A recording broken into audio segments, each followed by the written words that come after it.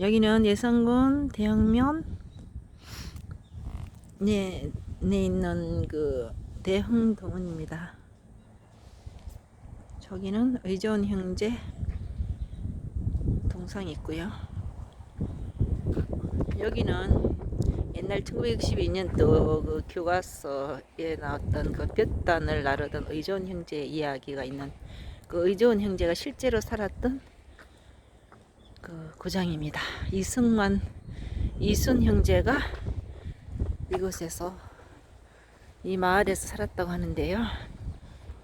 여기 보면 예산 이승만 형제 효제 문 있는 곳인데요. 여기 저 누각 밑에 있는 속에 그 비문이 있습니다. 이 비문은 원래 가방교 옆에 서 있었는데요. 예당 저수지가 생겨 물에 잠길 위기에 놓여 현재 위치를 옮겼다고 합니다. 신정동국 여지승남의 대흥호장 이승만 이순 형제가 모두 지역한 효자로서 부모가 돌아가신 후에도 승만은 어머니 묘소를 지키고 이승은 아버지 묘소를 지켰다고 합니다. 3년의 복제를 마치고도 아침에는 형이 아우 집으로 가고 저녁에는 아우가 형의 집을 찾아갔으며 한 가지 음식이 생겨도 서로 만나지 않으면 먹지 않았다고 합니다. 이에 1497년 연산군 3년에 후세 사람들의 모범이 되게 하기 위해 조정해서 이비를 건립했다고 합니다. 자, 가까이 가보겠습니다.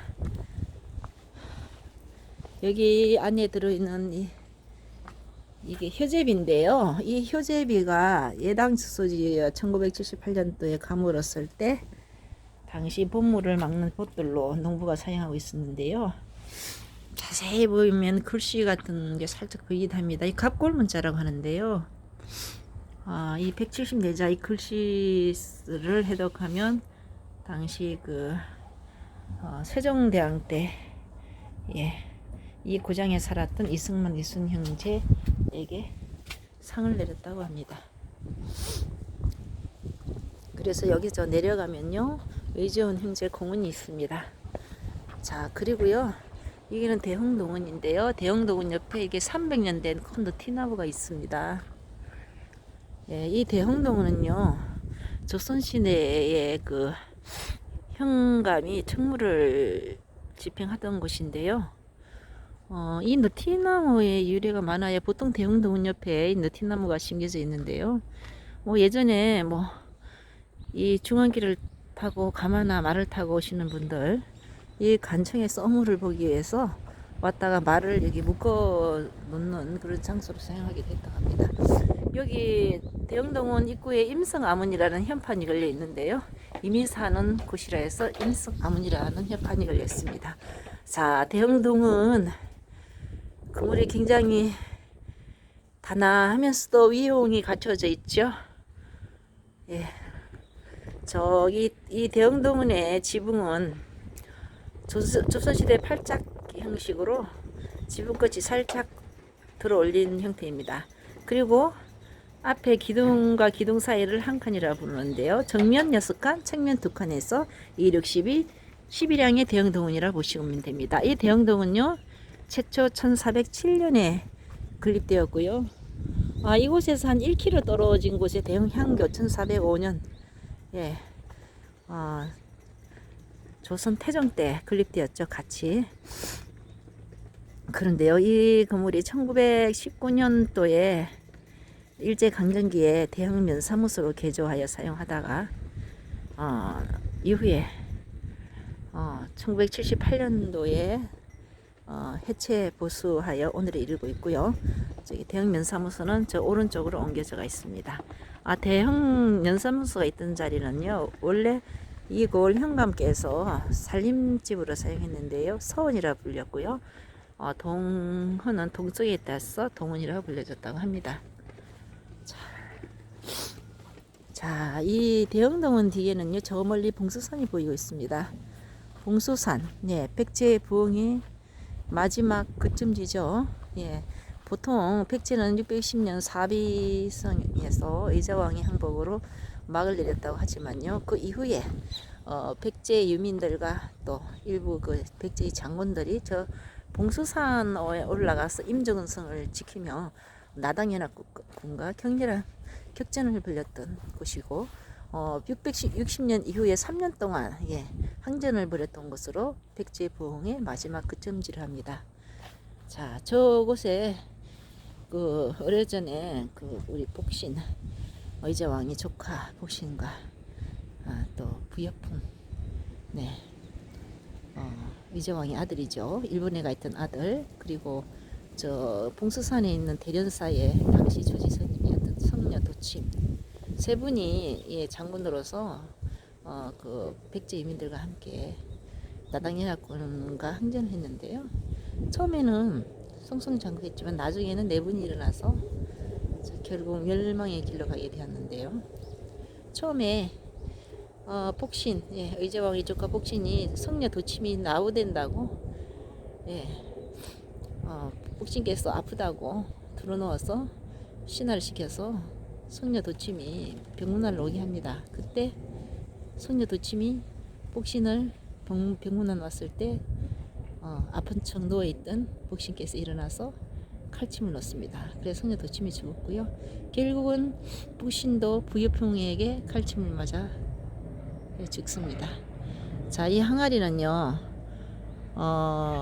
그 오래전에 드라마 촬영지 산 넘어 남촌의 촬영지 장소로 사용했고요. 그때 기증한 것으로 보입니다. 여기 느티나무, 아니요, 벚꽃나무가 있는데요. 이 벚꽃나무가 지금은 겨울을 맞아 이렇게 앙상한 가지만 남았지만 매년 4월에는 벚꽃이 어우러져 피어서 이 항아리까지 가지가 늘어뜨립니다. 전국의 사진작가들이 모여서 이곳에 와 사진을 찍는데요. 얼마 전에는 이곳에서 찍은 사진이 대상을 받았다고 합니다. 자, 여기가 드라마 촬영지로 됐다고 하죠. 자, 여기는 이 대영 슬로 시대의 유일한 그 문화유적인 곳인데 있는 곳인데요. 여기 태실이 있습니다. 이 태실이 그런 모양으로 생겼는데요. 이 돌막을 들어 올리면 안에 그릇처럼 부패해 있습니다. 자, 이 태실은 하령옹주 태실인데요. 태실은 원래 왕세자나 왕손, 대군, 옹주, 공주의 그 무병장수를 기원하며 명산에 태출을 보관했던 곳입니다. 왕가에서는 이를 법으로 정했고요. 이 태실은 조선 21대 영조대왕의 11녀 화령옹주의 태실로, 화령옹주는 영조와 쑥이 문씨소생으로 주사 김정희 선생의 정조부인 김한신의 조카 며느리가 됩니다. 정조 즉위 직후에 어머니 쑥이 문씨의 제와 연좌되어 대신들이 화령옹주를 한성 밖으로 내쫓아내 편민으로 강등시킬 것을 여러 차례 칭하였으나 정조는 예로부터 태실은 왕가를 상징하는 것으로 정조는 하림옹주가 너무 어려서 죄가 없다고 윤호하지 않았다고 합니다. 예로부터 태실은 왕가를 상징하는 것으로 태실을 파괴하는 것은 곧 왕가의 상징물을 파괴한다는 의미였고요. 화령옹주 태실은 일제시대에 이왕직이 친일파를 시켜서 파괴시켰으며 안에 있던 도자기는 일본이 가져갔다고 합니다. 현재 예산군에는 현종, 훈종, 화령옹주, 숙종의 산남, 연영군 등 4개의 태봉이 있고요. 태봉은 태실이 묻혀있는 그 방향에 있는 산이고요. 이 태실은 원래 명산에 있던 것을 이것으로 가져왔다고 보시면 됩니다. 자, 여기가 대흥동원의 뒷뜰인데요. 여기 또 하나 우리 문화유산으로 남아있는 흥성대흥군의 척화비가 있죠. 자, 일부 파손됐는데요. 이 마을 대형 슬로시디가 슬로시디로 지정된 이유도 바로 이런 문화유산을 잘 보존하고 있었다는 이유가 되기도 합니다. 자, 슬로시디 지정역군에는요, 첫째는 그 자연 생태계가 잘 보존되어 있고요. 자, 그리고 두 번째는 이 문화유산을 얼마나 잘 지키느냐. 세 번째는 이 자연 생태계와 이 마을의 문화유산을 보존할 의지가 주민들이 있느냐에 따라 결정된다고 합니다. 자, 이 흥성대왕군의 척화비는요, 그 두 차례 그 양요, 병인 양요와 프랑스 시미 양요, 미국이죠. 이후 당시 왕이었던 고종의 아버지 흥성대왕군이 척화 교시를 내려 전국 각지에 세우게 한 기승입니다. 내용을 보면요, 양이 침범 비전적화, 주하 매국 계하 만년 자손 병인작 신미립. 서양 오랑캐가 침범했을 때 싸우지 않는 것은 곧 화의를 하는 것이요, 화의를 주장하면 나라를 파는 것이다. 내가 이를 자손만대에 경계토록 하기 위해 병인년에 글을 짓고 신민년에 비를 세우노라. 병인작 신미립이라는 글귀에서 두 차례의 양료가 척합이 건립에 직접적 계기가 되었음을 알 수가 있습니다.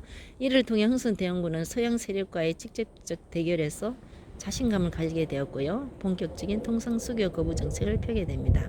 서양 세력과의 통상을 철저히 거부함으로써 외세의 침략을 막고자 하는 의지를 나타낸 척합이 건립은 반외세 자주 독립으로 운동으로 해석되며 민족의 자주권을 지켰다는 긍정적인 측면도 있지만, 무조건적인 서양 세력과의 통상 거부로 인해 조선이 국제 정세 흐름에 둔감해져서 근대화가 정체되거나 지연되는 결과를 초래하였으며 외세의 침략을 막지 못했다는 부정적인 측면도 있습니다. 자, 지금 쌀인 눈이 내리고 있네요. 조금 춥습니다. 자, 이상으로 예산군 대흥면에 있는 대흥동원관에 대해서 또 우리가 한번 돌아봤습니다. 감사합니다.